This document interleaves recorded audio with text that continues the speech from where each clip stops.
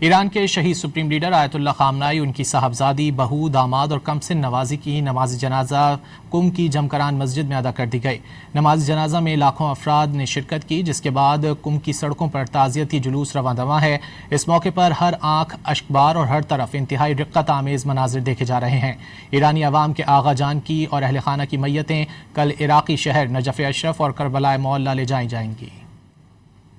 ایرانی شہر قم میں شہید آیت اللہ خامنائی کی نماز جنازہ میں لوگوں کا سیلاب امڈ آیا۔ قم کی جمکران مسجد میں آیت اللہ عبداللہ جوادی عاملی نے نماز جنازہ پڑھائی۔ اللہ اکبر، اللہ اکبر۔ شہید آیت اللہ خامنائی کی صاحبزادی، بہو، داماد اور کمسن نواسی کی نماز جنازہ بھی ادا کر دی گئی۔ بعز جلالک بجبروتک۔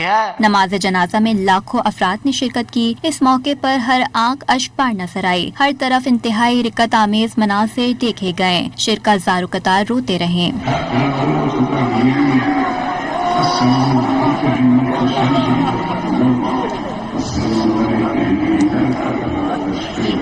قم کی سڑکوں پر دور دور تک سیاہ لباس میں ملبوس سوگواران اور انتقام کی علامت سرخ رنگ کے پرچم نظر آئے۔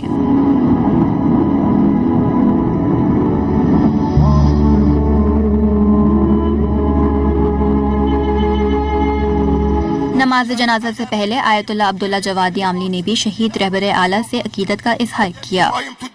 بر قدرت ها بزنیم، اگر میخواهیم نگاه تمدنی داشته باشیم، اگر میخواهیم به خیمه ظهور برسیم۔ نماز جنازہ کے بعد ایرانی عوام کے آغا جان کا تعزیتی جلوس قم کی سڑکوں پر رواں دواں ہے، جہاں عقیدت مندوں پر پانی کا چھڑکاؤ بھی کیا جا رہا ہے۔